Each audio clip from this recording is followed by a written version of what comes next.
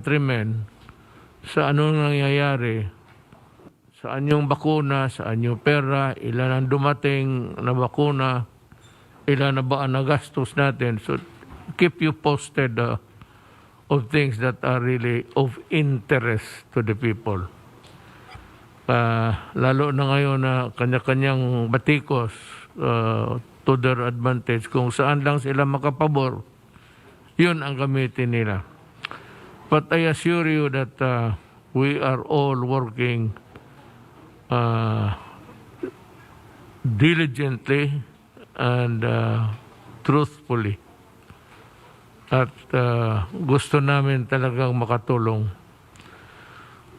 Whether this will help hasten the pandemic in the Philippines or not remains to be seen. We still have to have the vaccines in numbers because we have plenty of Filipinos to vaccinate. Now, ang importante siguro, mga kapatid ko, is that we talk first of what is important to you. Dumadating na yung bakuna, so I think that one of these days, everybody has to fall into line by sector. And with the added shipments arriving yesterday from Russia, let me thank the Russian people, the government, and President Putin for their kind-hearted support for the Filipinos.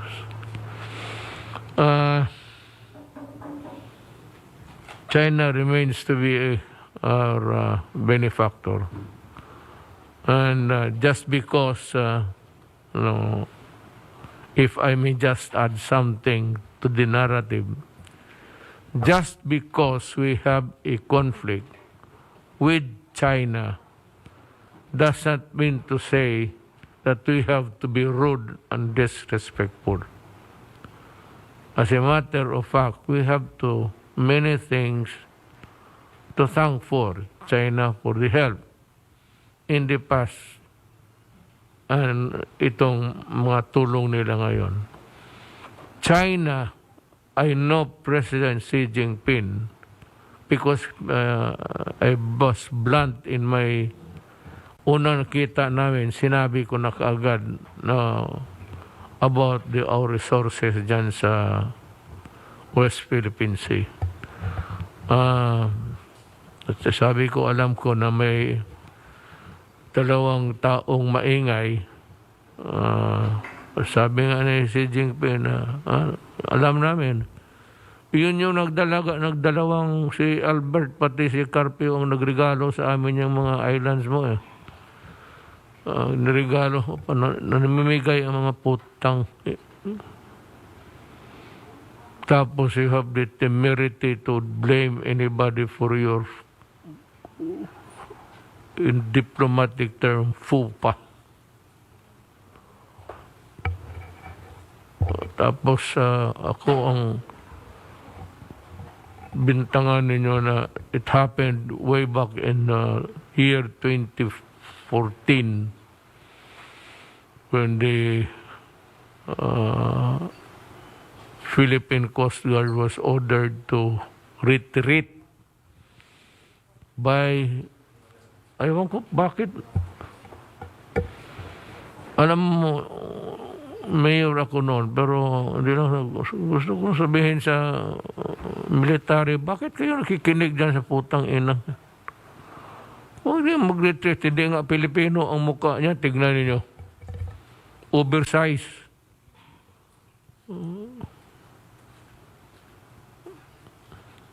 And he made the order after the suggestion of America who brokered the talks. In a sense, the talks failed in favor of China. So umatras tayo, doon na letse-letse ang buhay.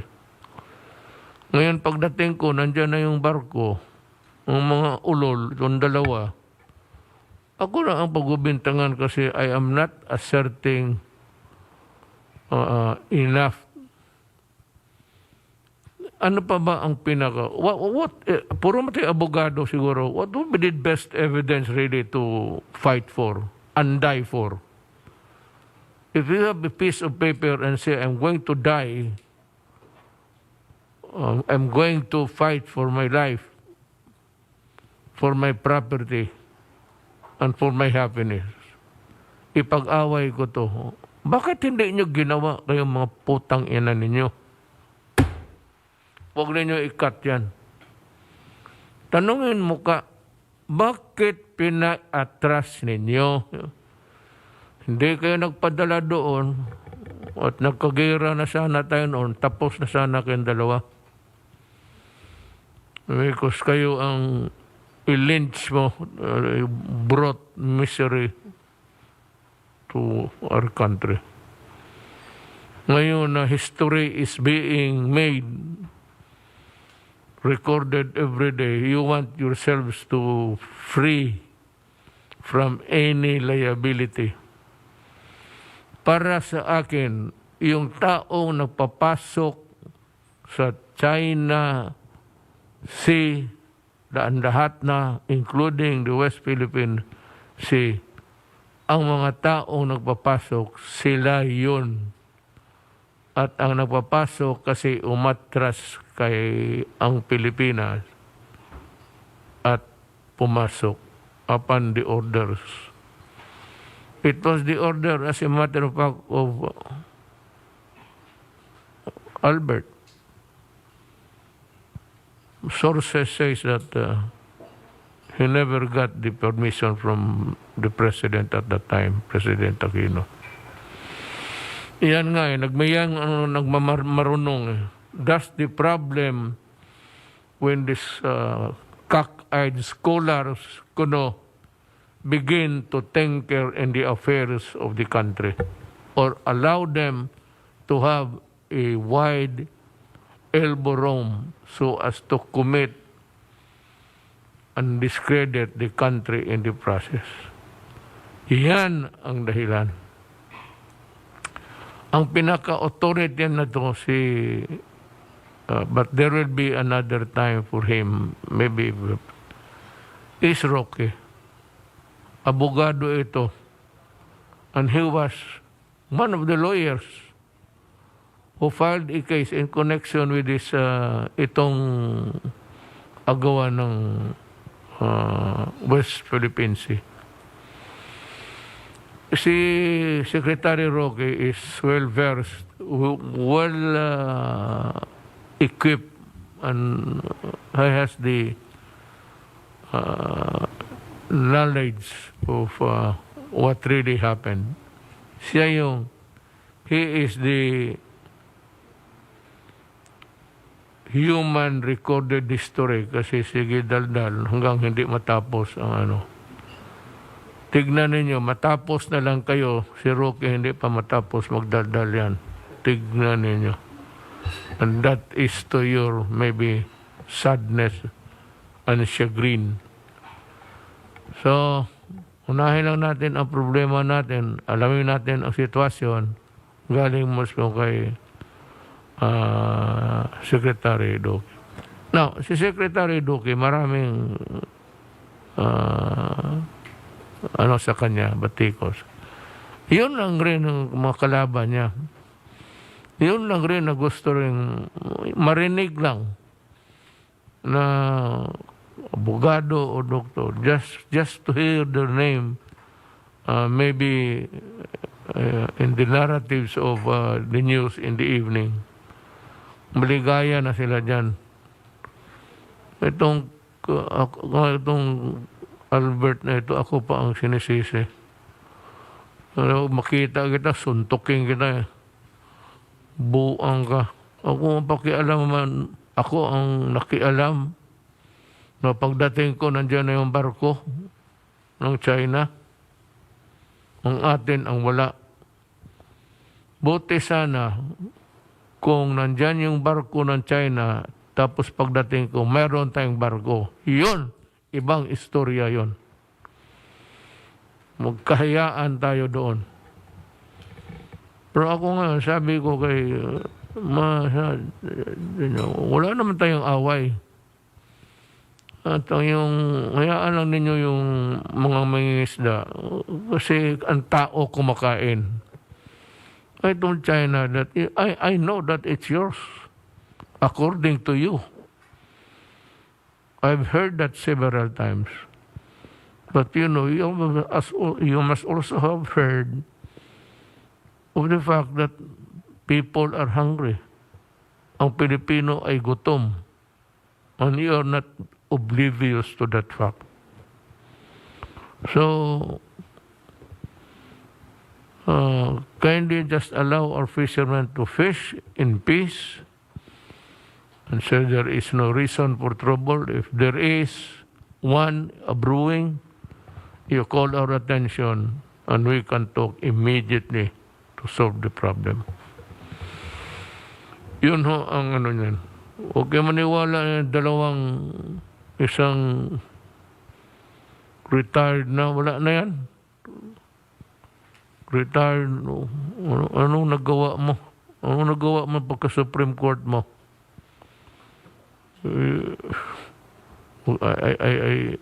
I want to say something pero ayaw kung it might degrade into something. Kaya hintuan mo na pang pagyayabang ninyo. Mga insultong ako, kayo yun, utang. Alam mo ano talaga ang problema? Putang ina, wala kayong bayag. Yan ang totoo. Nasa gobyernong ito, kung presidente ka, kung hindi ka marunong pumatay, hindi ka marunong mamatay, hindi walang pag-asa saan ka magtago. Every time there's a conflict, you mean to say, we will hide? Kayo nag-stand up doon. Ang aking armed forces, ng inyong armed forces rin, were ready to die for their country. Kayo yung mga walang bayag sa opisina, puro papel ang hinahawakan, wala namang aksyon na pupunta. May baha dito, may problema dito, may sunog, landslide. Inyo, newspaper lang, pati yung mga kaso. Ewan ko kung ilang kaso na hinausyaw ninyo. Ito si Albert, sumipot lang ito. Pretending, Albert is pretending to be in public. Noong ko pa nahalata yan. He acts like with finesse. Sinasadya niya, parang a diplomat of the making of the century. Alam mo, sa totoo lang, hindi ako nimala. Una, hindi ka Pilipino. Hindi yung Pilipino yung mukha mo. Hindi maniwala sa'yo. Bakit kita kunin ano? I don't even think that pakita mo nga yung ano mo, residence certificate mo kung Pilipino ka ba? Ito si Carpio, tumaba na ng gusto. Walang ginawa kung hindi magdadaan, tumahimik ka nga ang putang ina mo. Let's check. Tapos madaldad ako, nagamura. Bakit? Ganun naman talaga ako. And there is one thing fundamental that you said, I never in my campaign as president promised the people that I would retake the West Philippine Sea. I did not promise that I would pressure China. I never mentioned about China and the Philippines in my campaign because that was a very serious matter. We need to have a diplomatic tokatis dyan. Hindi ako dyan. Nandiyan sa ating foreign affairs. Trabaho nila yan. No, I never, you pretended to work on it. Ako wala. Kasi wala naman akong, I never promised anything. Just because I'm president, gusto ninyo magipag-away ako. Walang question yan. Baski ngayon. Meron tayong barko dyan ngayon sa ano. Sabi ko, stay put kayo. O sige, yan na. Pagdating ng panahon, marami kayong daldal. Maghanda kayo magpagkamatay. Kaya, ROTC man siguro itong mga gagon to. Kaya unang ipadala ko doon. So much for that idiotic persons. Let's go now to the main topic of the evening. We have present ngayon Secretary Duque, Secretary Galvez, then we have Secretary Anyo, then Secretary Villar, sa panel, Secretary Carl Kenrick Chua. Natawag ko pa kasi nagmaskara, may mask na, may face mask ba, and he was seated in your seat doon sa dulo ng table. I thought that si Secretary Abalos, akala ko siya ikaw. Sabi ko, Secretary Chua, do you want to add anything to discussion? Sabi niya, hindi po ako si Chua. Si Abalos po ako. Napahiya ako, sabi ko, sorry. Madali man mag-sorry kung totoo nagkamali ka. Sorry rin sa iyo. I'm not making any fun. But it was really the truth. It was a bit funny and embarrassing, to say the least. Na Secretary Duque, he would like me to call you to begin your story tonight. Good evening, Mr. President, and Senator Bongo, Chair of the Senate Committee on Health and Demography, aking po mga kapwa kalihim, at sa ating po mga mahal na kababayan, sa ngalan po ng Interagency Task Force at ang Kagawaran ng Kalusugan, ako po ay magbahagi sa inyo ng ating pong usual COVID-19 situationer and biosurveillance updates. Ito po mga pangunahin na mensahe po natin. Can we have the next slide, please? Ang ating pong pangunahing mensahe ngayon linggo, una po, patuloy na bumababa ang mga naitatalang kaso sa buong bansa, kabilang po rito ang National Capital Region. Ikalawa, bagamat nananatiling mataas ang ICU utilization rate, nakatulong ang paglalaan ng mas maraming ICU beds. Papaliwanag ko po ito sa mga susunod na mga slide. Ikatlo pong pangunahin mensahe, sa patuloy na pagkalat din naman ng ating mga variants of concern sa 12 rehiyon, kinakailangan na mas mapaigting at mahigpit na pagpapatupad po ng ating prevention, detection, isolation, treatment, and reintegration strategies. At ikaapat po, kami ay muling nananawagan para sa mas mahigpit na border control at pagsunod sa ating quarantine protocols upang mapigilan natin ang pagkalat ng variants of concern na dala ng mga international travelers, kabilang ang mga returning overseas Filipinos. Ngayon, ika-3 ng Mayo 2021, may nadagdag po tayo ng 7,255 na bagong kaso. Sa 7,255 na naidagdag, 2,402 ay mula sa NCR at 1,419 sa Region 4A, 839 sa Region 3 at 2,595 rest of the regions po.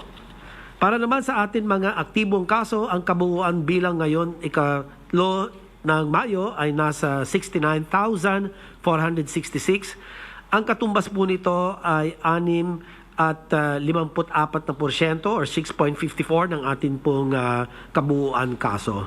Sa kabilang dako, ang atin pong recoveries ay umabot na sa 975,234 at ang katumbas na recovery rate po nito ay nasa 91.81%. Habang ang bilang ng mga pumanaw ay nasa 17,525 at ang atin pong case fatality rate ay nananatiling nasa 1.65%. Next slide, please. Sandali. Yes, sir. Alam mo, gusto kong sabihin sa mga ating mga kababayan, when you try to figure out the actual numbers of the COVID cases, yung na-contaminate, recovering, tapos nakalabas na, kindly pag-aralan ninyo kung ilan ang nakasakit at ilan ang gumaling.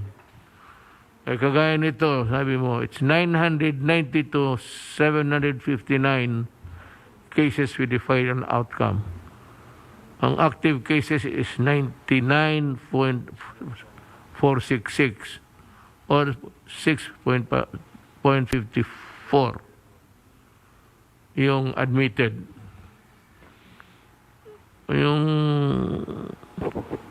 Pero ang rate ng recovery, tignan naman ninyo.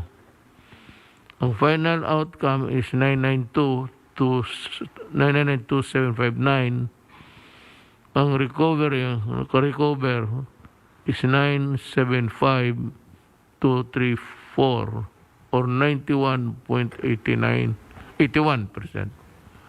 Ang namatay, 17.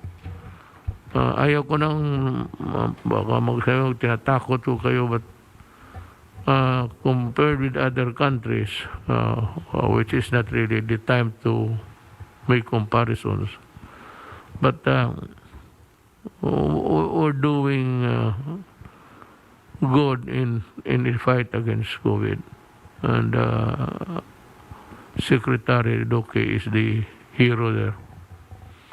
Sige ho. Salamat po, Mr. President. Can we have the next slide, please? Ito naman po yung ating usual epidemic curve. At as of May 3, 2021, mayroon na po tayong 1,020,425 na kaso sa buong bansa. At gaya po ng nabanggit nyo kanina, Mr. President, ang active cases ay umabot na ng 69,466. At halos kalahati po dito ay galing sa NCR, 465,982 na kaso sa kabuuan. At ang kanila pong active cases ng NCR ay asa 26,698. Makikita na bumababa na ang ating mga kaso at karamihan pa rin po ay galing pa rin sa NCR, Regions 4A and Region 3. Yung po pinakamataas doon na may nakalagay na, doon po sa bar graph natin na may nakalagay na red arrow, yung po yung atin highest recorded number of cases. Yan po ay nung nangyari ng mga first week of April. After that, unti-unti na po, nakikita na po natin lumilinaw na bumababa na po ang ating pong mga kaso. Next slide, please. Ito naman po, sa kabuuan, sa nagdaan linggo, mayroon na italang average of 8,227 na kaso bawat araw. Ito po ay mas mababa sa naitalang 8,782 average daily cases noong April 19 to 25. So makikita po natin yung nakalagay po sa red shaded area, yung trend na pababa from April 12 to 18, tumaas tayo 10,187 ang average 7-day cases. At April 19 to 25, bumaba po tayo ng 8,782 at ngayon po sa 8,227 na lang po tayo. Pero ang pinupuntirya po natin, sana maipababa natin doon sa January-February level natin na 1,700 average daily cases lang po from January to February. Next slide, please. Ito naman po, pinakikita rin ang ating national growth rate na gumaganda na rin po ang ating lagay. Mula sa 11% 3 to 4 weeks ago, negative 11 no, not negative, but 11% 3 to 4 weeks ago, nasa negative 15% na ang atin pong 2-week growth rate at bumaba rin ang atin average daily attack rate. Ito po yung pinakita ninyo, Ginoong Pangulo, na ADAR mula 9.21 at ito po ay bumaba sa 7 na kaso for every 100,000 na individual. 10 regions naman rin ang may negatibong TWGR kasama ang NCR and Region 11 kung saan consistent ang negative growth, habang 8 rehiyon naman ang nagpakita ng trend reversal. Sa kabilang dako, tinututukan natin ang Regions 3, 9, 4B, 5, 10, and 12 na nagpapakita naman ng pagtaas. Nananatiling NCR po ang may pinakamataas na average daily attack rate na nasa 24.99 na kaso sa bawat 100,000 na individual. Ngunit kahit ganito, bumababa naman ang ADAR ng karamihan maliban po sa Region 3. Next slide. Kung ikukumpara po natin ang lagay ng average daily attack rate ng NCR noong nagkaroon po tayo ng pinakamataas na bilang, makikita na malaki na ang atin in-improve. Mula sa 34 per 100,000 population ay bumaba po ito sa 25 cases per 100,000 population. Ito po ay nabawasan ng halos 27% ang ADAR ng nasabing rehiyon. Ngunit malayo pa po tayo sa dati natin lagay noong unang linggo ng Pebrero, kung saan nakapagtala lamang tayo ng 3 kaso sa bawat 100,000 na individual. Kaya naman mainam na ipagpatuloy natin ang pagpapaigting at mahigpit na pagpapatupad ng PDITR strategies upang makabalik tayo sa lagay natin noon at makapagbukas pa ng lalo ang ating pong ekonomiya. May I take some minutes of your time? You know, there are people who really do not know what they're doing. Sabi nila, we are not ignorant. May isang babae na I was not referring to her. I do not even know her. I just heard it sa TV. Alam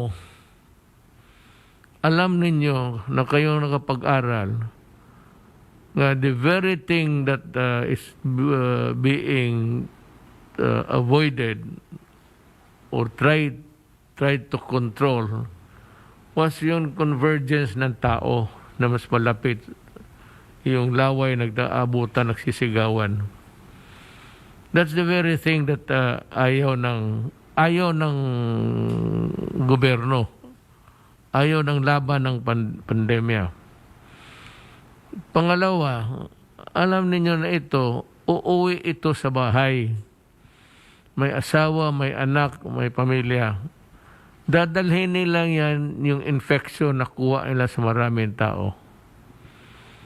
Tapos kung magkasakit, hindi man kayo ang puntahan doon na maghingi ng tulong. Magpunta yan sa gobyerno. Problema ng gobyerno yan. Kaya kung magtulong, ako hindi ko pinasabi sa kay General Bautista, Kiroli, sabi ko for these 2 weeks na extended, magbalot ka ng konti mga pagkain just to tide over. I-distribute mo, pero sinabi ko dito, noon meeting, hindi ngayon, ay paalam ko lang sa inyo na magtulong kayo, pero tawagin ninyo yung barangay captain, may barangay captain man, sino yung mahirap sa lugar niya, alam niya yan. Alam ng barangay captain niya kung hindi man tarantado, kung walang ginagawa kung ganon. Tapos siya ang magturo, ito. Nandyan yung, alam mo, nagbabayad tayo ng barangay health workers. Bakit hindi ninyo i-marshal yung efforts nila? Tapos sila ang mag-deliver at a distance. Hindi mo na lumapit, ilagay mo lang doon sa table or doon sa fence or what. So, hagdanan. Iyon ang sinasabi ng gobyerno na hindi kasi ninyo alam. But when you try really to be smart alert just to answer, ay pareho na kayo ni itong si Albert pati si Carpio.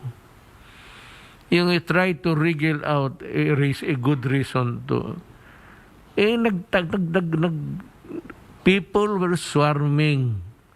It might not be the first thing that you did with your idea, but from there it generated itong mga ganito.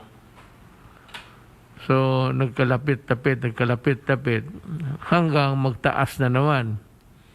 So we are again forced to enforce a quarantine to limit people from going around and passing the COVID virus to a lot of people. Hindi, it was not meant as an insult actually.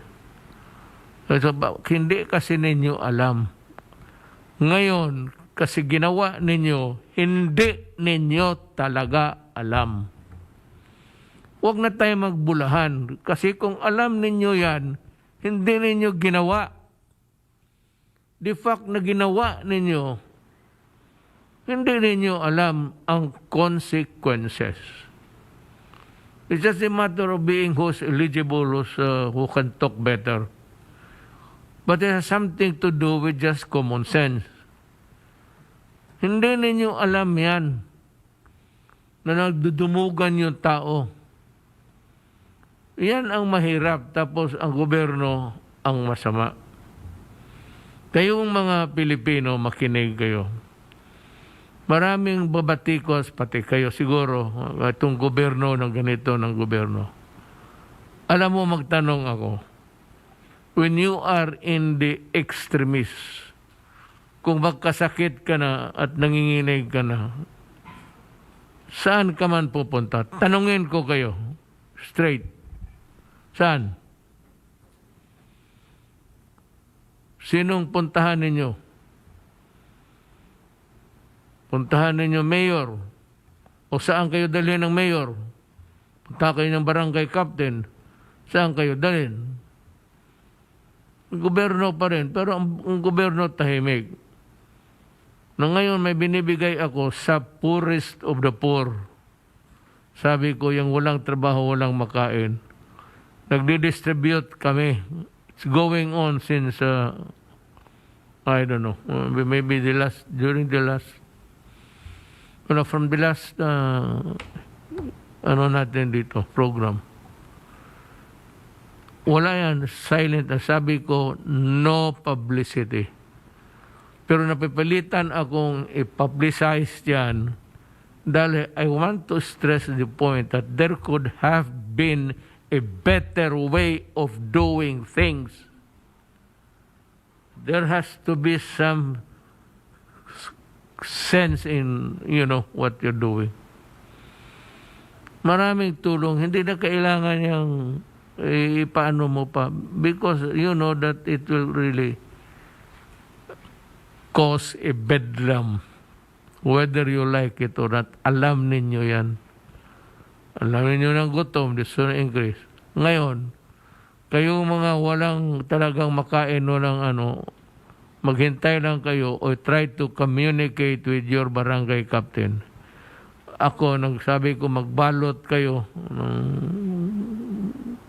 pagkain, ibibigay ninyo yan sa mga tao. Sekreto, huwag kayong magsabi na kay ano ito, kay ano. Huwag sabihin nyo kay Duterte, huwag kay hindi aking pera yan. Sabihin niyo, ito tulong ng gobyerno. Always use government because it is always government money whenever we move around.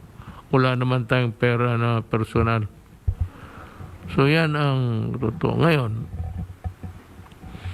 itong mga tao, matigas kasi ulo ninyo. Ayaw ninyong maniwala. Sabi na nga na mabuti pa mag-standby ka na lang ng bahay. Alam mo, hindi ito biro. Pag tinamaan ka ng COVID, it's kamatayan. Usually, madala dyan, 2 days, patay. Karamihan. Yung mga severe cases, yung iba nalilibre. Pero yung namatay, 2 days. Tapos. Na, ngayon, kung gusto, hindi ko kayo tinatakot. Sinasabihan ko kayo. Gamitin ninyo utak ninyo. Delikado ang pandemya. It's not hindi laro ito o sakit-sakitan. Pagka tinamaan ka nito, wala na. Mabuti pa ang rabies. You have about 14 days of also acting like a mad dog. Pero ito dalawang, kaya pati ako takot. Pati ako nagsasalita ngayon, hindi ko talaga masasabi sa inyo, mabuhay ako bukas o mamatay ako. Yan ang totoo talaga. Ako mismo nagsabi sa inyo. Hindi ako nanunungo sa ibang tao ng insulto, kaya ako sinasali ko na ang sarili ko. Pag ako ang tinamaan, there's no way, sa katanda ko, there's no way of telling whether I would live to see the light of day the following day. Yan ang ano dyan. Mahirap kasi ang hindi tayo magkaintindihan na may mga issue. Tapos batiko, sabihin mo, itong gobyerno na ito, pinipigil nila, binibigay na nga. Binibigay mo na nga, binibigay rin sa inyo yung sakit, dalhin mo doon sa bahay mo. Eh kung matamaan kayo, di wholesale, mag-asawa. Karamihan mag-asawa kasi magkatabi. Yan ang problema. So intindihin ninyo yung sakit. Yung sakit na yan, it's a very... I could not even find the word to describe it. It's not, but it's very lethal. Kung bala pa, yung bala na lumalabas sa buka ng baril papunta sa iyo. Take note of that. Nakikiusap ako sa inyo. Hindi naman kami. Alam mo kasi, kung marami lang tayong pera, pwede ako magtapo ng pera. Pero wala akong pera at hindi naman ninyo masisi ang gobyerno. Total, nauna kami. Nauna kami ng bigay. 5,000 per individual. Just to pakita sa inyo na ang gobyerno may kukunti lang nga. Pero ang gobyerno may ginagawa. Ikumpara mo dyan sa... makipag-rumble ka dyan tapos dalhin mo yung sakit no? So, iwasan nyo. Kaya ito ang nangyari. Hindi ko kayo mapigilan yung sasalita lang no? Wag ganito o pinilit ninyo talaga akong hindi maging stricto, pinilit lang ninyo ako na i-implement yung batas. Kaya ay directed Secretary Anyos sa DILG, ito ang gawin mo. Total, it is always wrong. It is a crime to do that. Pagka ganon, pwede kayong dalhin sa istasyon o ano, pag nagpipilit kayo maglalaro ng sungka dyan sa harap-harapan. Yun ang rason sa batas. Yan ito yung kahulugan na sinasabi ni Dr. Secretary Duque. Secretary, still have to say. Go ahead. Yes, sir. Tuloy ko lang po, Mr. President. Maraming salamat po. Asa na ba yung slide natin? Ito po yung pinakita ko kanina, sir. Noong January 31 to February 6, nagkaroon lang po tayo ng mga 3 cases per 100,000 population. Ang baba ng atin pong ADAR Tapos, nung mga April 4 to 17, at nagsimula rin nung mga March, nag-umpisang tumaas ang mga kaso, nagkapagtala po tayo ng mga 4,748 cases reported per day. No? Or, ang equivalent po, 34,000 per 100,000 population ng Adar. Ngayon pong April 18 to May 1, evidently, bumaba po tayo ng about 27%. From the April 4 to 17 reported cases. So from 4,748 to 3,498 po tayo. Or 25 cases per day per 100,000 population. Next slide po. Ito naman po yung atin na tinatawag na healthcare utilization rates. Ano po? Pasensya na po kayo at medyo busy po yung slide, no? Kasabay po ng pagbaba ng ating mga kaso, bumubuti rin po ang lagay ng ating healthcare utilization rate or HCUR dahil ito ay dalawang dahilan. Bumababa po ang na-admit na pasyente at ang sabay po natin pagpapalawig ng ating mga capacities, in particular yung hospital ICU bed capacity. Sa kasalukuyan po, Region 2, ayun po, medyo hindi lang po ganong kalinaw. Dito po, siya na lamang po ang nasa high risk bed utilization rate at nasa 72%. Kung atin pong titignan naman ang ICU utilization rate na nanatiling nasa high risk, ang NCR, ayun po, sa 74% ang ICU utilization. Ibig po sabihin yan, nasa high risk pa rin po tayo at balak po natin mapababa po yan to moderate risk and then eventually sa low risk or less than 60% ICU utilization rate. So, ang Region 2 naman po ang may pinakamataas na mechanical ventilator utilization at 68%. Sumunod ang Region 9 kung saan ang parehas ay nasa moderate risk. Ito na po yung nakikita natin dito. Ang binabantayan po natin itong may mga ICU utilization rate na higher than 70% and above. Tapos ang ating pong total bed utilization ay ang NCR sa 57% or low risk at ang CAR ganun din po sa 70%, ang Regions 3 and Region 4A 59 and 65% respectively. Next slide. Sa National Capital Region naman po, makikita na karamihan ng 6,373 admitted patients ay moderate doon po sa gray shaded area doon sa graph. At mild, yun naman pong orange, makikita rin na tumaas ang ating supply ng mga kama sa NCR dahil sa pagpapatupad natin ng surge capacity. 50% for government hospitals ang hiningi po natin at sila po ay nasunod. At 30% naman for private hospitals. At ito upang maka-admit ng mas maraming pasyente pong nangangailangan. Next slide. Tumaas rin ang atin pong... next slide please. Ayan po. Tumaas rin ang atin ICU capacity sa NCR, particular sa atin DOH hospitals. Mula 215 lamang noong April 18, mayroon na po tayong 491 ICU beds as of May 2. At dahil ito ay atin pong pagko-convert ng mga isolation rooms into ICUs. At karamihan naman ng mga naka-admit sa ICU ay mga confirmed and probable cases. Next slide.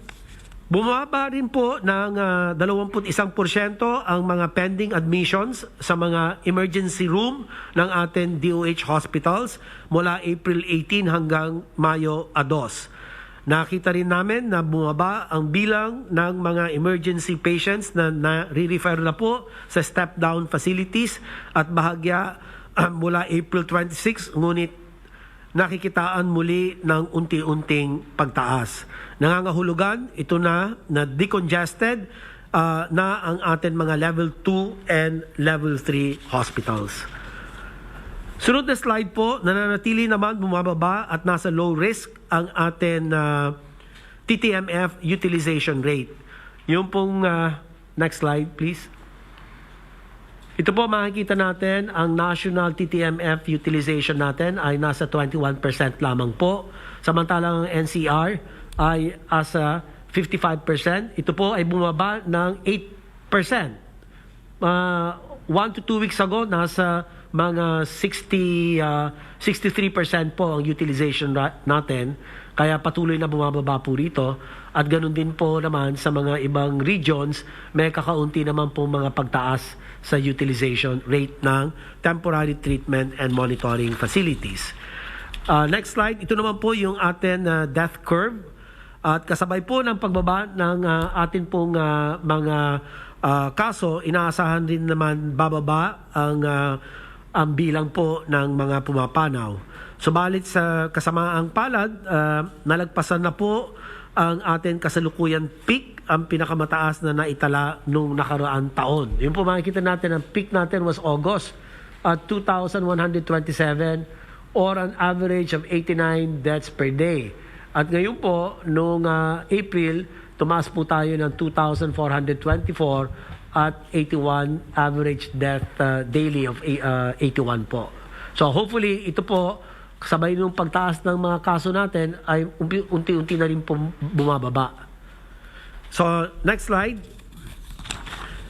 Para naman po sa atin biosurveillance updates, patuloy na dumadami ang nagpapositibo sa B1.351. Ito po yung South African variant at ang B.1.1.7 UK variant. At kasalukuyan, ang South African lineage na ang meron na pong pinakamataas na bahagi at 18.17% sa 5,917 samples na may lineage. Yan po yung atin 5,917. Yan na po yung nakikita natin na B1351 representing 18.17%. Sunod po ang B1.1.63 ang Hong Kong lineage at 17.81%. Samantalang ang UK variant as a 16.02%. So yan na po ang ating pong pinakamaraming mga variants in circulation. So Mr. President, yan po ang aking report. Meron pa bang next slide? Tingnan ko lang. Ito naman po yung atin lamang tinatawag na strengthening the COVID-19 response strategies. At sa pagpasok po ng Mayo, nagkaroon ng ilang pagbabago sa ating quarantine classification na tinatawag po natin sa kasalukuyan ang MECQ Flex.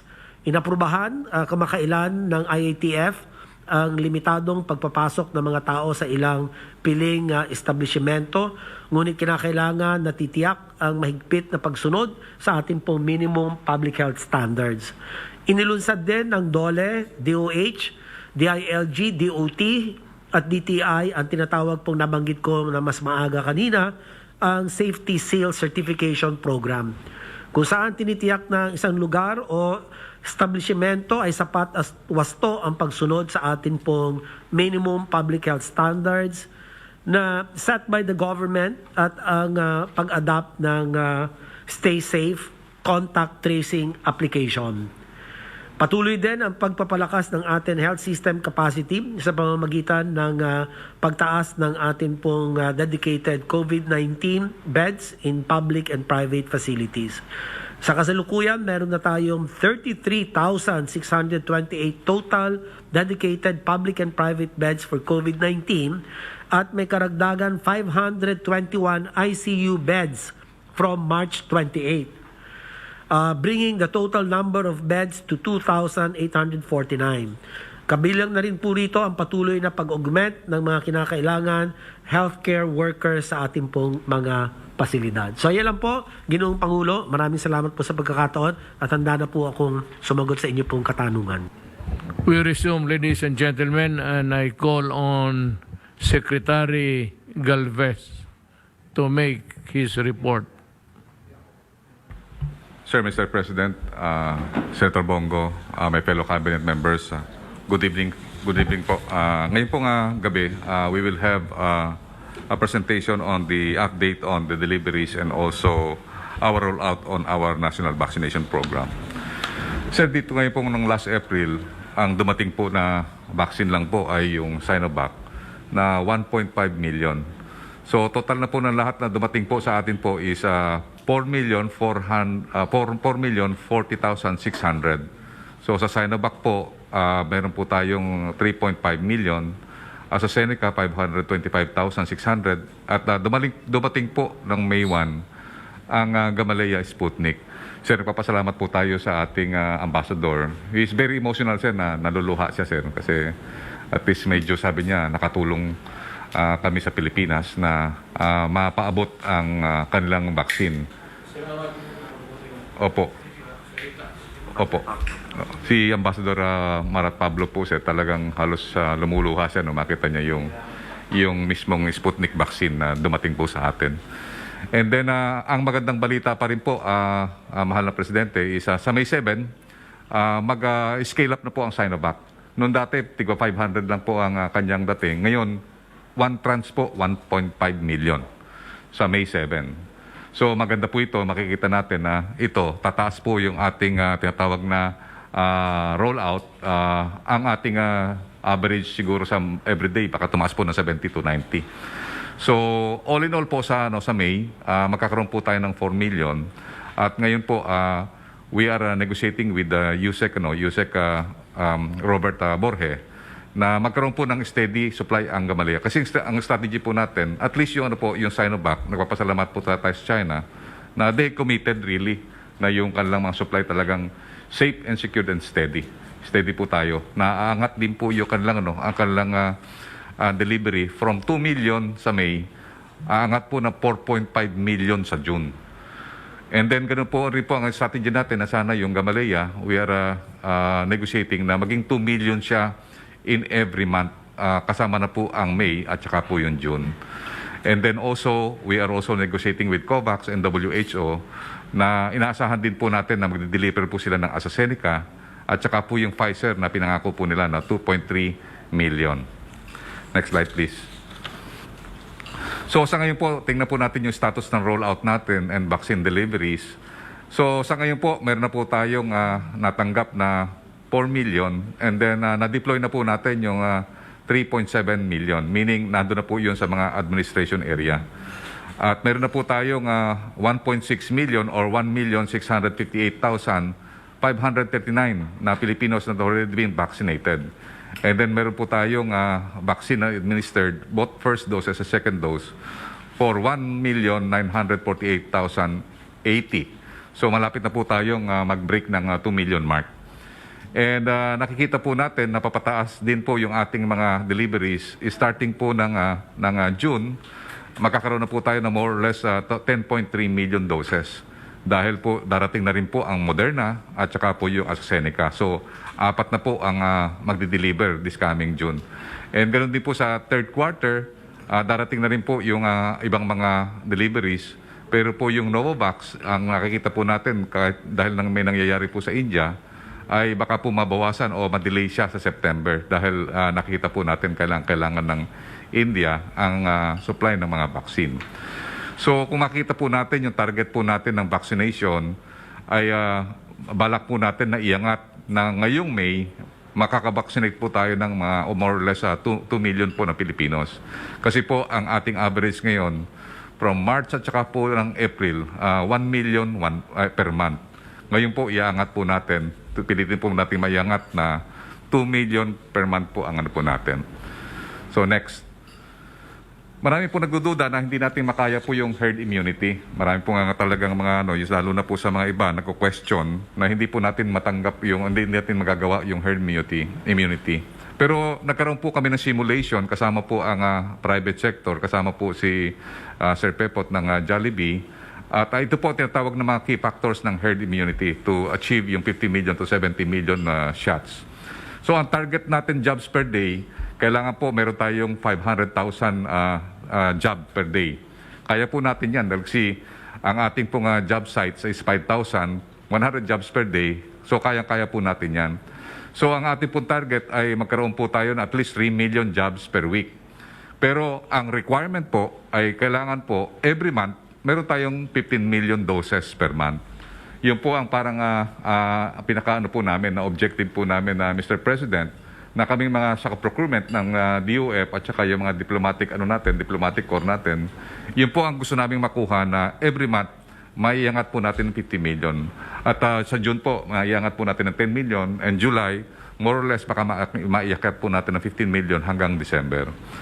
So ang kailangan po natin mga vaccination site, I have said earlier, ang na-establish na po ng DOH ay 5,000 sites. Wala pa po dito yung tinatawag nating mga mega sites na meron tayong mga 1,000 jobs per day. So yung mga business sector, yung kanilang mga malls, yung mga kanilang mga gymnasiums at saka yung kanilang mga tinatawag nating malalaking mga area ay binovolunteer po nila. Actually po yung yung Ayala Malls, yung SM Malls, yung tinatawag po natin na yung ibang mga Robinson, yung mga ibang business center, binibigyan po nila ng space yung ating mga vaccination site. Bukas nga po, pupunta nga kami po sa SM Mall dito sa Parañaque para tingnan po yung Gamaleya natin roll out, kasi yung Gamaleya po meron pa tayong pilot test. Pupunta po kami doon na titingnan po namin ang vaccination site para makita rin namin kung paano nila ginagawa sa mga malls. And then kailangan po natin, ang inano po natin, kailangan ng clinical staffing, kailangan na 25,000 to 50,000 na vaccinators. At ang target po natin, timeline po natin is within 200 to 213 days, starting June. And then yung registration at saka yung ating priority ay ginawa na natin from March to June, A1 to A3. And then sa June, sir, magsisimula na po tayo sa A4, yung mga economic frontliners, and then sa August, pwede na tayong general public. Next slide, please. Next slide, please. So ito po yung parang ginagawa nating timeline para ating sa simultaneous vaccination and administration. Nagpapasalamat po tayo na sa mga ating mga kasamahan sa DOLE, kasi yung ginawa po natin sa Labor Day po, nung kilusang parang sa natin sa Mayo 1, nagkaroon po tayo na more or less mga 4,000 po na vaccination ng ating mga OFWs, mga seafarers, at saka yung mga low earning workers po. So yun ang parang celebration po ng ating May 1 celebration, Labor Day, ay nagkaroon po tayo ng massive vaccination nationwide, at saka dito po sa Metro Manila. Next slide, please. Sir, dati po, number 5 po tayo. Pero ngayon po, umangat po ulit tayo. At saka marami po kasi marami pong disinformation at fake news na talagang nilalagay po na sa atin ang average daily rate natin is na tayo po ang pinakakulelat. Pero nung gumawa po kami ng datos through using yung ating mga DFA sources sa mga foreign posting, nakikita po natin na pumapangalawa po tayo in terms of average daily rate. Ang po natin is almost 31,000. Sa ngayon po, ang nagiging average po natin, nag-average tayo ng 50 to 70,000 nung kasagsagan dito po nung April. And then ngayon, number 3 na po tayo sa buong ASEAN. Number 43 na po tayo sa out of 193 countries at rank 16 dito po sa Asia. So nakikita po natin na talagang ang pagka po hindi nagbago ang Singapore na 17,000 siya, within siguro mga more or less mga 1 week or 2 weeks baka maabutan na po natin. Kasi meron pa po tayo na 2 million na ibabakuna po ngayon na nakareserva sa second dose. And then meron pa tayong 1.5 million na darating ditong mes. And also yung ng India at saka yung ibang countries, we expect further constriction of global supply. So nakita po natin yung COVAX, bumaba po yung kanilang supply because ang India, they produce more than 2 billion doses for the COVAX at saka for export. And with that, what's happening to India right now, malaki pong epekto po yung Mr. President na yung ating mga supply na binili natin sa India, baka magkaroon po ng probable delay. Pero ang maganda sa atin po, sir, 7 manufacturing po ang kinausap natin. So nakapag-heads po tayo. So meron tayo mga supply sa ibang mga manufacturer. So ito po ang po natin, Mr. President, considering magkaroon tayo ng tinatawag na fall-off or shortfall sa ating mga supply, we are recommending na magkaroon tayo ng prioritization po, Mr. President. So meaning, tingnan po natin yung mga areas na mayroon pong tinatawag na economic at saka social importance. At saka magkakaroon tayo ng malaking problema pagka hindi natin po naagapan, lalo po ang NCR. So ang recommendation po namin ay mag-concentrate po tayo sa mga areas na tinatamaan tinatamaan talaga ng ano, sir. Ito, sir, nung first natin 2020. Ito po mga lugar po nito ang mga tinamaan ng malalakas. So kung titingnan natin, instead na mag-concentrate tayo sa 110 population, we have to concentrate only to the 83 million population. And then kung makuha natin po yung 70% o yung herd immunity ng mga areas nito, malaki ang chances natin na makarecover natin ang economy po natin. At malaki po ang chances na mapaprevent natin yung tinatawag nating surge dito sa mga traditional areas na very vulnerable po, sir. So ganun po ang gagawin po nating strategy kasi kung magkakaroon tayo ng shortfall doon po sa constriction ng global supply, we will target more or less mga 50 to 60 population instead of 70 to 80 to 90 para ang ano po natin targeted po ang ano po natin. So yun lang po, mahal na Presidente, at maraming po salamat. Thank you, Secretary Galvez.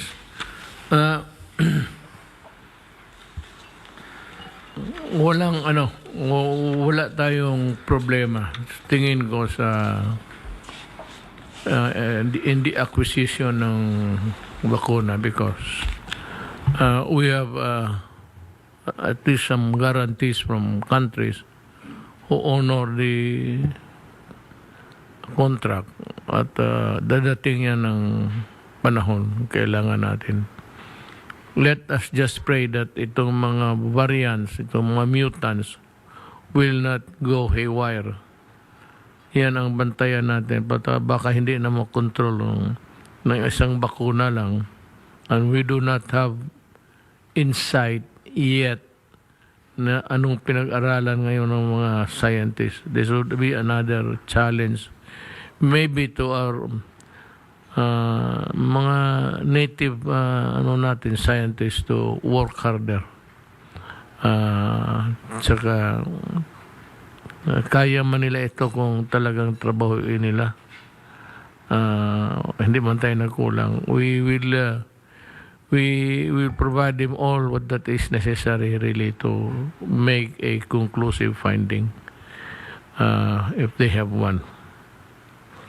So, ang sunod natin ito si Mark because of the construction.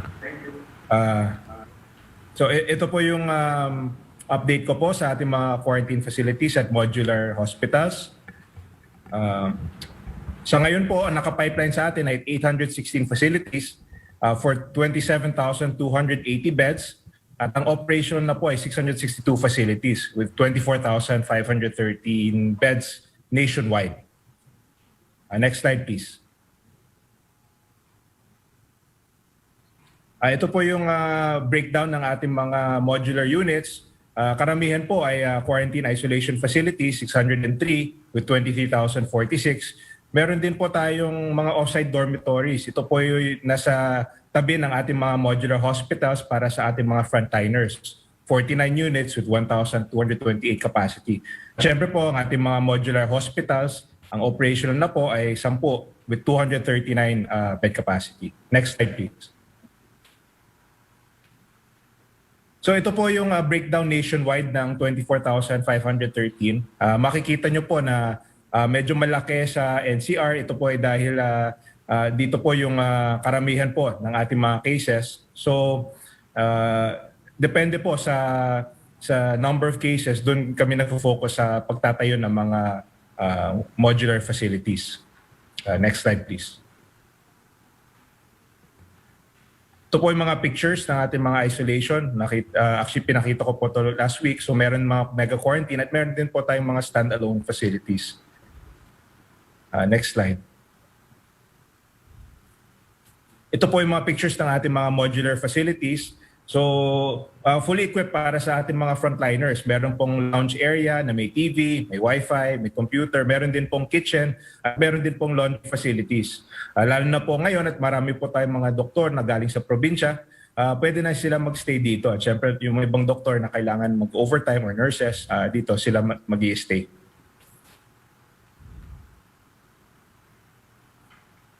At syempre po ang ating mga modular facilities, as of now, meron po tayong 10 modular facilities with a 239 bed capacity. Ito po ay fully equipped para sa ating mga COVID patients, may negative pressure, Meron din pong nurse facilities katulad ng nurse call button, antibacterial cladding, meron din pong sariling oxygen supply para sa ating mga COVID patients. So kaya niya i-treat yung mga mga mid to severe cases. Kaya fully equipped po ito at marami na pong operational. 239 beds are already operational. Next slide please. Ito po yung mga pictures. Just recently po, na-operationalize na po yung facility sa Batangas City. Tumataas din po ang cases sa 4A. So ito yung isa sa mga kabubukas lang. So makikita nyo naman po, fully equipped po ang ating mga facilities sa Batangas. Next slide please. At ito po ay very much needed. It's sa NKTI. This is a very specialized po modular hospital para sa ating mga COVID, para sa ating mga dialysis patients. Sa ngayon po kasi wala pang dialysis area para sa specifically sa mga COVID. So ito pong bagong building ay designed para sa ating mga COVID patients na nangangailangan po ng dialysis treatment. Makikita nyo po may individual rooms per patient, and this can service up to 60 treatments per day. So kausap po yung doktor sa NKTI, yun po ang mga COVID, yun po ang mga average COVID patients per day, 60. So sakto lang sa requirements nila itong NKTI facility, at binanggit po ni Secretary Galvez kahapon na by turnover na natin bukas. Next slide please. So ito po basic update. So yung natapos na recently, yung NKTI, which is 60-bed capacity, tapos may units tayo sa Batangas City. Ang operation na po ay yung 5 units sa Quezon Institute, may isang unit sa Lung Center at isang unit sa Jose Rodriguez. At yung ongoing, meron po tayong 14 units with 308-bed capacity. Meron po tayong 44 beds sa Quezon Institute, additional sa existing. Malaki po yung sa Lung Center, that's additional 110 beds.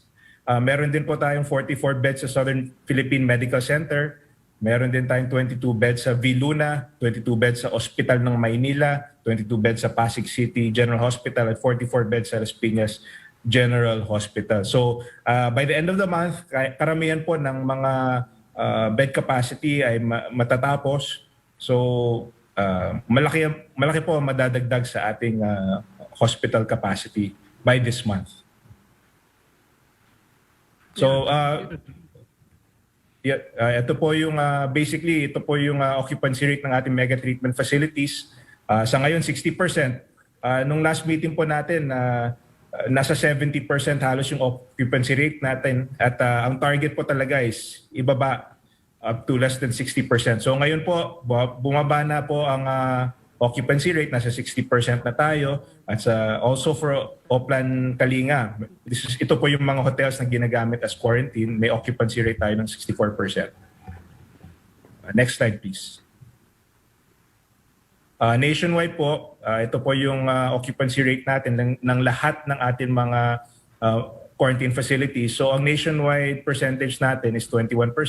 Mataas lang po sa NCR, 50.97%. Pero maganda po yung trend dahil pababa na po ang occupancy rate dahil last month mahigit 60%. Ngayon po 50%. Next slide please. Yun lang po. At tuloy-tuloy naman ang pagtatayo natin ng centers, and definitely hindi tayo titigil until magkaroon tayo ng buffer sa ating medical facilities. Maraming salamat po, sir. Secretary Villar, can I say something? You are truly a Filipino. I thank you in behalf of the nation, on behalf of the people. Salamat po. Next, we call on Secretary Lorenzana. Sir, mayroon kang... Mr. President, wala po akong report ngayon. Secretary Anyo.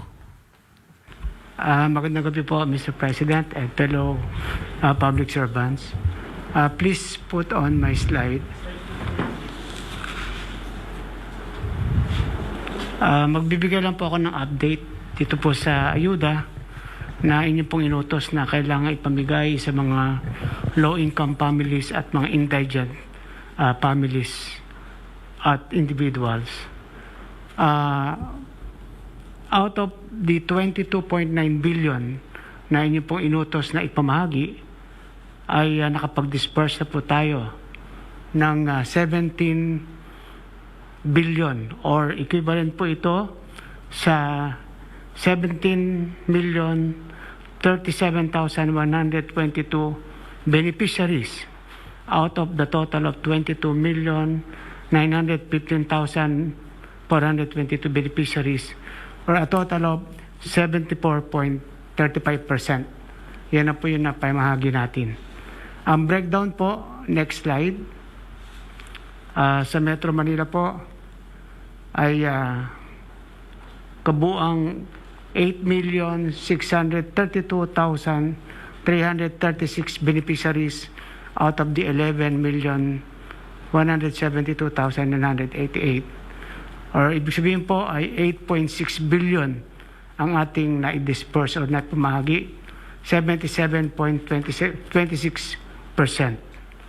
Dito naman po sa Bulacan, ang nakatanggap na po ay 2,168,243 beneficiaries, or total of 2.1 billion na po ang na-disbursed, 73.08%. Sa probinsya naman ng Cavite, ang nakatanggap na ay ang kabuuan ay 2,188,380 out of the total of 3,444,488 beneficiaries sa kabuuang 2.1 billion. So 63.53% po ang ating accomplishment. Sa probinsya ng Laguna ay 2,307,825 ang nakatanggap ng ayuda, 84.91% accomplishment. At dito naman po sa probinsya ng Rizal, out of the total beneficiaries of 2,612,824, ang nakatanggap ay 1,740,338 beneficiaries, 66.61%. So patuloy po ang pagdidistribute ng ating mga ayuda, at sa ngayon po ay meron tayong natanggap na 59,669 complaints. Na-resolve na po ang 24,421. Under deliberation ay 39,781. At ang iba naman ay in-endorse po natin sa ibang ahensya. Ang target po natin ay lahat ng complaint na ito ay ma-resolve at masagot ng ating mga LGUs bago dumating ang May 15. At totally 100% po maipamahagi ang lahat ng ayuda. Dito naman po sa ating PNP campaign against illegal drugs, for the period of April 27 up to April 30, 4 na araw po ito, nagkaroon tayo ng operation, total of 1,040. Ang number of persons arrested, 1,378. Siyam ang nag-surrender at 12 po ang namatay sa operation. Totally nakapag-kumpiska tayo ng 35.3 kilos of shabu, 103.17 kilos of marijuana, for a total worth of 252,909,235 pesos and 20 centavos sa 4 na araw na operation.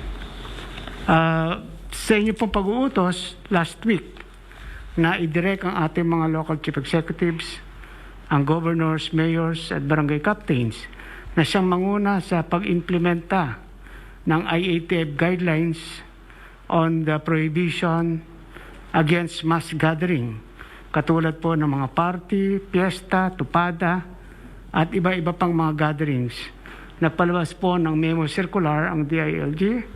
Ito ay naka-address sa ating mga local chief executives, sa bar minister ng local government, sa ating mga regional directors ng DILG, sa chief PNP, upang i-define po ano ang mga roles ng ating local chief executives sa pagpapatupad ng minimum public health standard, lalo na po sa prohibition against public or mass gathering. Ang PNP po ay tutulong sa ating mga local chief executives sa pagpapatupad nito.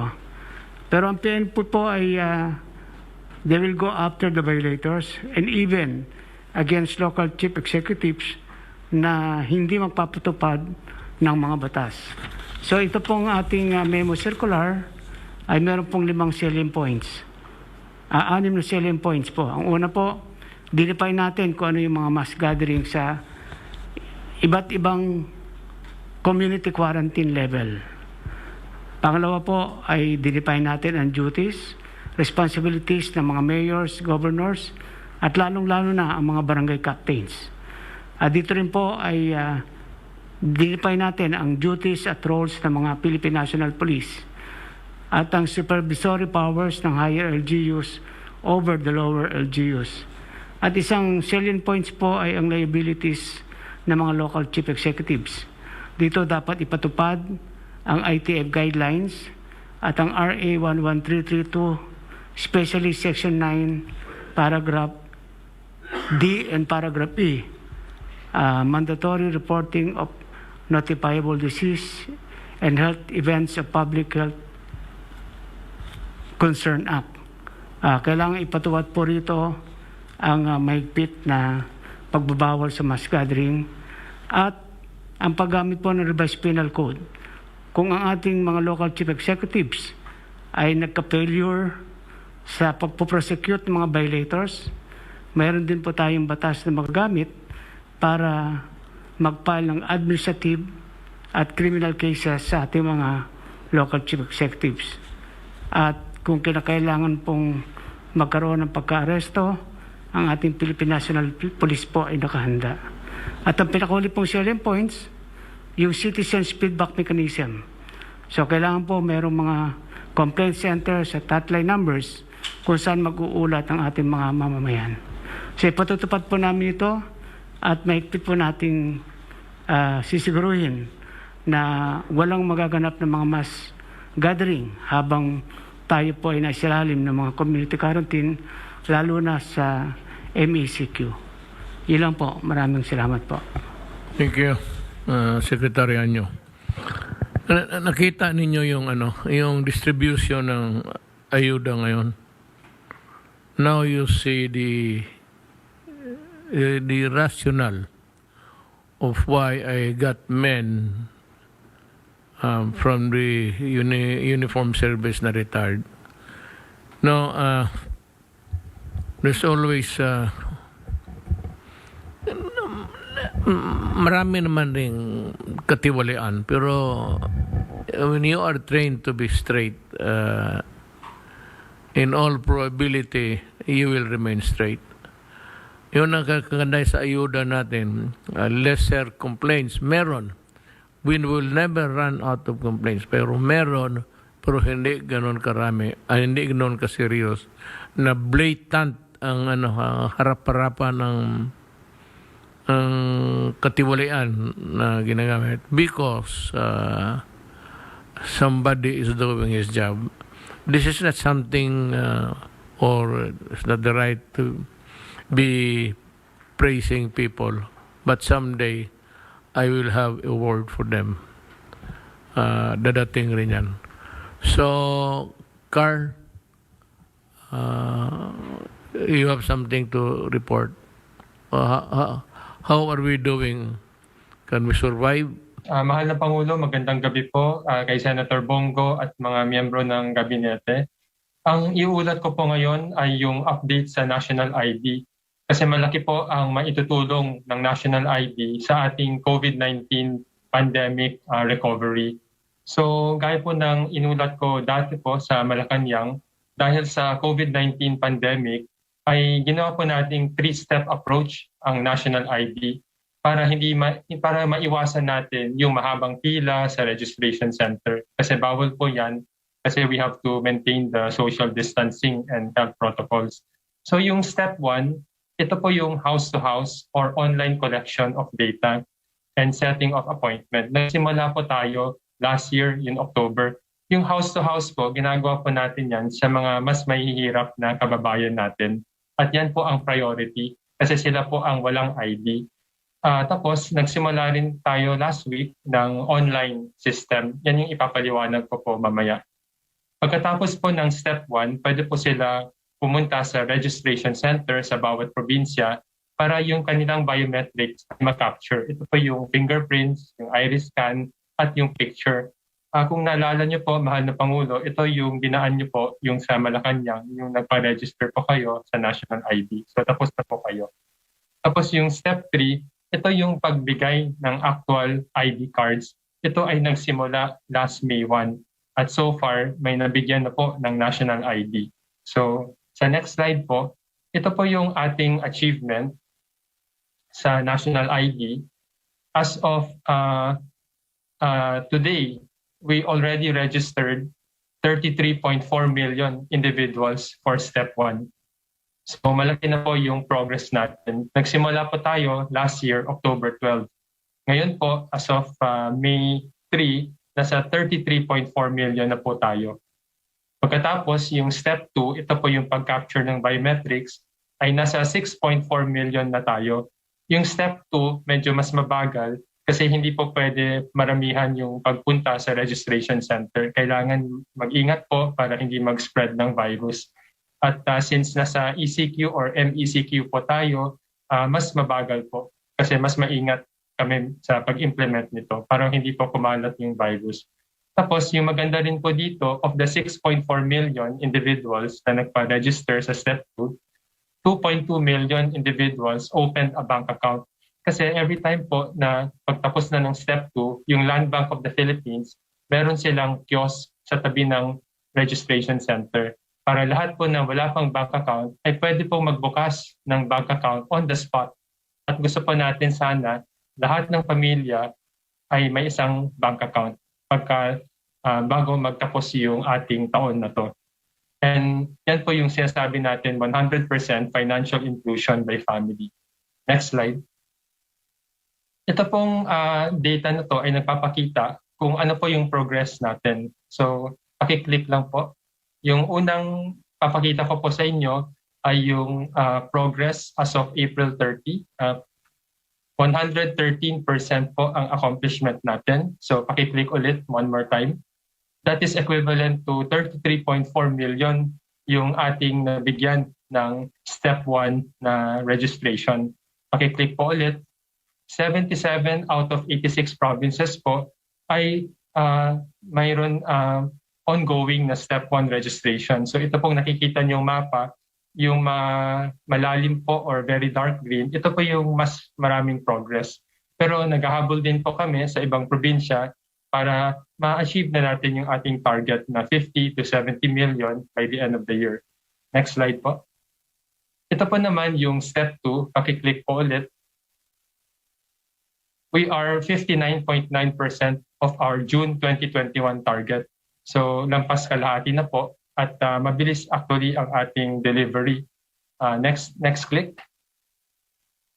Ito po yung sinasabi ko po na 6.378 million ang nagpa-register na sa step 2 and that is equivalent to 106% of our target. Next click. At 19 out of 37 provinces po ay on track sa implementation ng step 2 ng National ID. So, mahal na Pangulo, hindi po lahat ng probinsya ay available kasi slowly po natin nire-ramp up. Pero in the middle of the year ay masaserve na natin ang lahat ng probinsya. Next click. At gaya po ng sinabi ko po, yung nagbukas ng bank account ay 806,000. Pero, next click, yung mga onboarded for bank account opening, ayan yung 2.2 million. Kasi yung iba po, nagbigay lang ng documents, hindi pa po nabuksan. Pero mabubuksan na rin po yan ng Land Bank anytime. Next slide. Ito po yung tatlong priority use cases or objective ng ating National ID. Yung una po, financial inclusion. So gaya po ng sinabi ko po, Land Bank is co-locating in all the PhilSys registration sites with the goal of opening a bank account for all low-income Filipinos by the end of 2021. Yung pangalawa po, yung pagtulong po natin sa COVID-19 vaccination.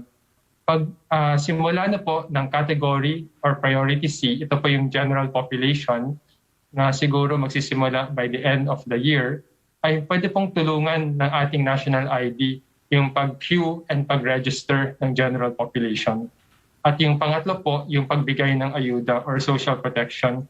Dahil meron na po bank account ang bawat mahihirap na pamilya, sila ay pwedeng bigyan na diretso ng ayuda or social amelioration. Hindi na pa yung pipila po sila sa distribution center. So malaking tulong po ito for the future. Next slide. Ngayon po, sa April 30, 2021, nag-launch po yung PSA or yung Philippine Statistics Authority ng pilot online registration for Step 1. Ito po yung mga hindi naman may hirap na may computer or may tablet or cellphone na pwede naman mag-register online para mas mapabilis yung ating registration system. At ito ay isang pilot kasi gusto po natin malaman kung ano pa yung mga problema para mas ma-improve natin yung serbisyo. Next slide. Ang nangyari po, yung registration natin nag-encounter ng technical issues dahil ang dami po na Pilipino ang gustong mag-register sa first day sa online. Yung ating website is designed to accommodate 16,000 simultaneous users per minute na may peak of 35,000. Pero sa unang minuto lamang, 46,000 Filipinos ang gustong mag-register. So malaki po yung demand at interest sa national ID. Ito ay 3 times the capacity. Ang nangyari po, bumagal po yung website at marami hindi na-serve kasi meron po tayong mga slowness or downtime. Yung analogy po nito ay isang bagong restaurant or theme park na tipong nag-prepare naman tayo for the usual holiday or weekend peak kasi mas maraming gustong pumunta sa Sabado at Linggo at sa mga holidays. Pero yung sa first day ay hindi po natin na-serve lahat kasi lahat po ay gustong tumikim sa bagong restaurant or sa mag-enjoy sa theme park. So lahat po ito ay natutunan namin at ginagawa po namin ngayon ang pag-improve. Next slide. Just to conclude, Mr. President, I have conveyed my sincerest apologies to the Filipino people for the inconvenience. At ngayon po, kausap namin araw-araw yung mga international and local experts para tulungan pa tayo na i-improve yung capacity. At dahil ito ay isang pilot, we will learn, make sure to learn from our experience. At nagpapasalamat po kami sa lahat ng Pilipino na nagsuporta sa National ID. Yung pagdagsa po nila sa registration last April 30 online ay isang patunay na maraming Pilipino ang may gustong kumuha ng National ID. At pag may National ID na po sila, ay mabibigyan po natin sila ng mas maraming serbisyo. At matutulungan po natin yung recovery ng ating bansa. So yan lang po ang aking ulat, mahal na Pangulo. Maraming salamat po. Thank you, Carl. Let me, my 2 cents statement dito sa trabaho mo. First, dito sa ID. Unahin itong ID because this has been long in coming. Actually, it was during the time of President Ramos. The military establishment, of course, it was always part of the insurgency campaign, mga kalaban ng PA. They were always suspecting it, but they made a strong lobby and made a strong noise so that nothing came out of it. So this is something which has been long, I said, been the dream of every administrator in government. You are one, so I congratulate you. Do not worry. You've done, you give your precious time to the people. Saludo ako dyan. Kasi matagal na talagang gusto natin yan. Ang problema, ang una noong the loudest that you could hear at the time was the left. Ayaw nila. Kasi it will identify. May syndrome May syndrome yan sila, so hindi natin masisi. And the other side is yung pagtulong mo sa, sabi ko nga, yung ayuda, ulitin ko. It was done with implemented by DILG and you provided the logistics and support to the policy. So let me thank you again in behalf of the people. We are indeed grateful to you. So if there's nobody would want to talk any further, we are ready to listen.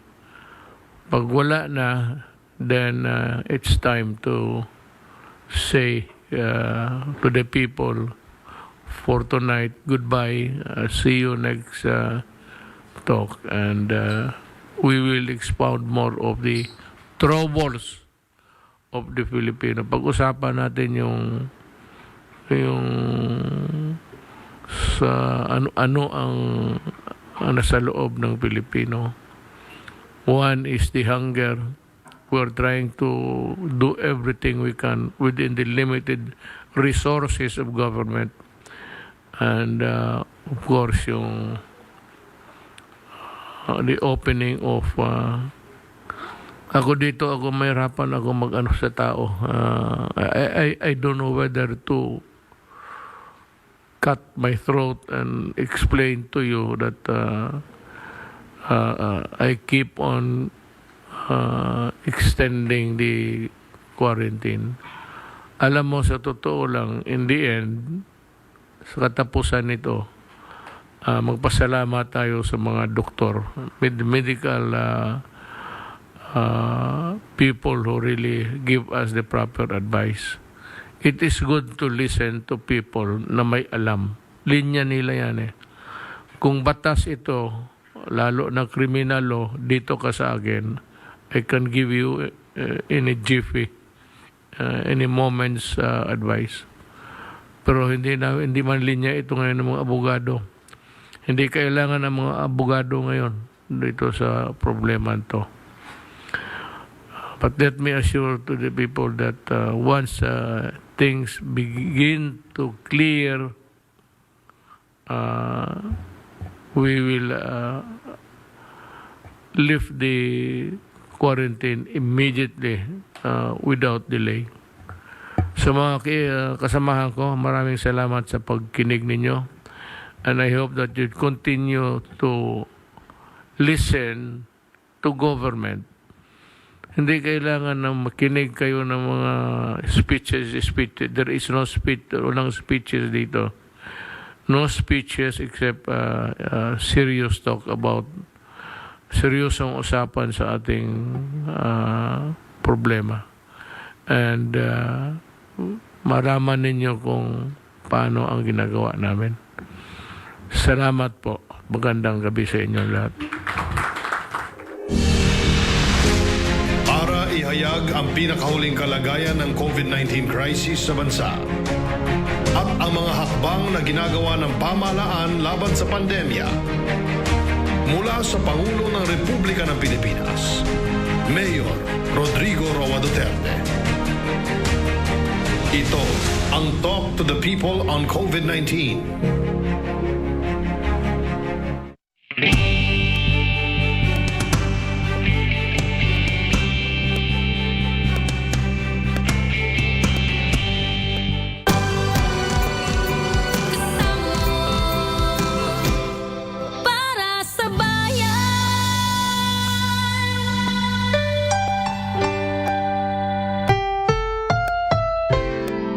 Susunod na programa ay rated PG.